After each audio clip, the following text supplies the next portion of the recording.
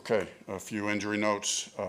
Wooten had an ankle, Burns had a concussion, Sullivan had a shoulder, Henderson had a concussion, Verlaine had a knee, and Woods had a thigh. Tough loss. Give the Colts credit. We did not play well enough as a team. I thought our defense played well today. I thought we did a good job containing their run game, containing their offense in general. But we win and lose as a team. I thought, special teams wise, we had a few nice plays, but entirely too many penalties. I mean, you can't win football games when you make special teams penalties like that. And then offensively, obviously, it was a struggle. It was a struggle all day.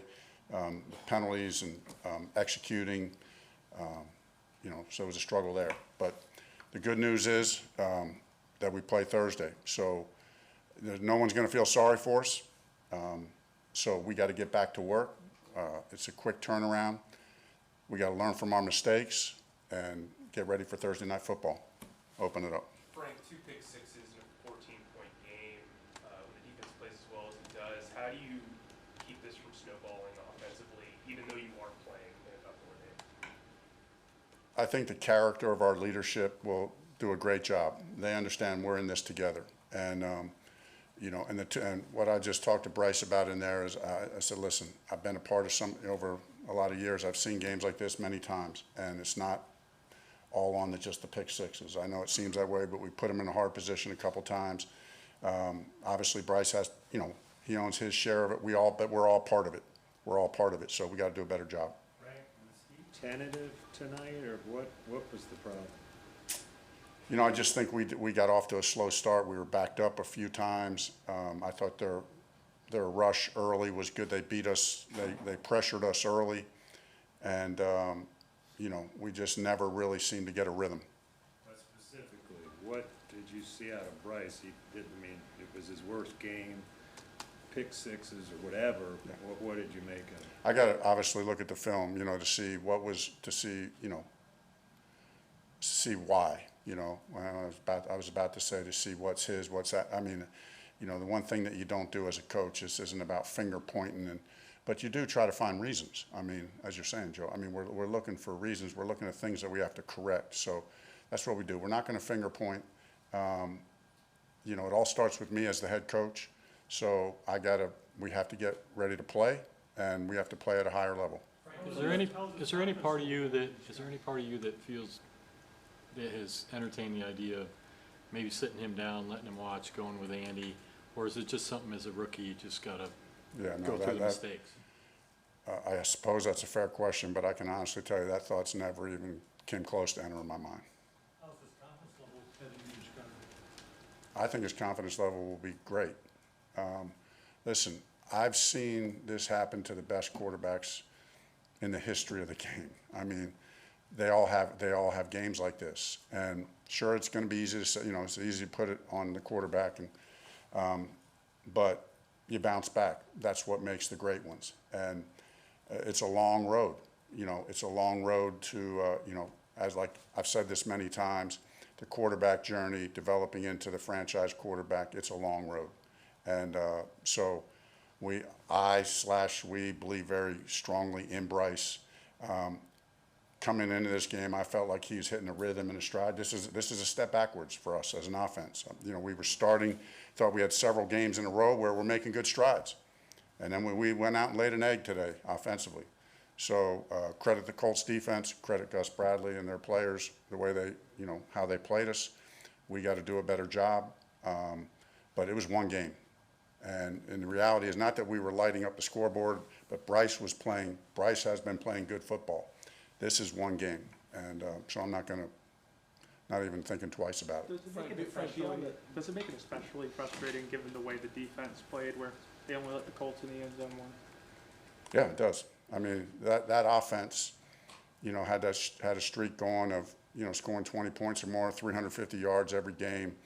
Their offense was very explosive the whole year. They've been very consistent, and our defense came in and we did what we wanted to do against them. And did a great job. As a credit to EJ and the defensive staff and the players, played very good on defense. From besides the pick sixes, there was the flag on Xavier Woods on third down, lining up offside on the punt. Just the self-inflicted wounds, how kind of frustrating is that? Very frustrating. Early in that game, we had 3 penalties that were devastating penalties. Two of them extend drives that they end up getting points on them. You can't do that. I mean, you can't do that and be a good football team. You know, we talk about those things all the time. We watch tape on it. You know, we talked about the things that came up. The things that came up, we've talked about. We've sit in here in meetings. We show tape. You know, so as coaches and players, we got to figure that out. I mean, there's just too many of those mistakes. That's frustrating. When those coaching points don't land, though. Excuse me? When those coaching points don't land, I mean, when you're in those meetings talking about the very things that happen, just. Yeah, I mean, everybody's got to take accountability. You know, if you're the position coach and it's in your position, you feel like it was you who committed the foul because you got to figure out how else can I communicate it. If you're the player, you got to take ownership. If you're the head coach, you have to take ownership because you're in charge of everything. You're responsible for everything. So if you're the coordinator, you got to figure out what can I do to do my part to get these things cleaned up. I thought we had a couple game stretch before this where our penalties were down, where we were playing good, clean football for, I don't know, 2 or 3 games. It felt like that. I don't have to go back and check it, but I think last game we had 3 penalties. I don't know what we had the week before, but this was I mean, it was bad. It was really bad, penalty-wise. Frank, The 2 one more thing, questions. when you guys were evaluating Bryce coming out of college, was you didn't really have much for mistakes because he didn't make many mistakes. Now that you're seeing him coming, and sometimes in bunches like tonight, anything you could put your finger on why that keeps happening? It happens. You know what I mean? And I'm just not going to panic. And listen, I hate that it happened, you know, because like we said, the defense played well. This is a game, you know, we should have, you know, I feel like, hey, I give them credit. They beat us. But, you know, I thought we had a great week of practice, and I expected us to win this game. You know, but offensively, it happens. And as a quarterback, it happens. I told Bryce in there, man, like I said, I've seen the best quarterbacks in the game have way worse games than this, way worse. Okay, so you don't flinch. In some ways, it's good for him to go through this. In some ways, it's good. It's good to kind of have to bounce back after something like this. So that's what we do. We learn. You don't like to fail, but when you do fail, it's not. If we really learn from it and if we get better from it, it's ultimately put in the category of just another step to getting us where we want to be. And we take some lumps in the meantime, and it sets us back, but we believe in who we're doing it with and the way we're doing it. And so we're accountable for the results. It's a long season. There's a lot of football left, starting Thursday night. Frank, what was the explanation you got on the roughness penalty on Xavier? They talked about launching, you know, and thought that he hit him in the head and neck. And if he did hit him in the head and neck, it's a penalty. You know, I don't know. I'd have to see the tape. If it's launching, you know, launching isn't a penalty. Launching and hitting in the neck area, head or neck area, is a penalty. Launching and hitting in the body is not a penalty. So I don't know. I didn't see the replay. You know, but, you know, what I was told was that he launched and he hit him in the head and neck area. And if, in fact, that's what it was, then that's a penalty. If he launched and hit him in the body, then, you know, then that's one that they got wrong. But it happens. Frank, to circle back to your answer before this, you said you want to get somewhere, you're working towards it. At this point, what's the identity of this offense through 8 games? Yeah. And what do you want it to be? We want to be able to run the ball. We want to be able to run the ball with our 3 core runs, run our play action stuff off that, our movement stuff.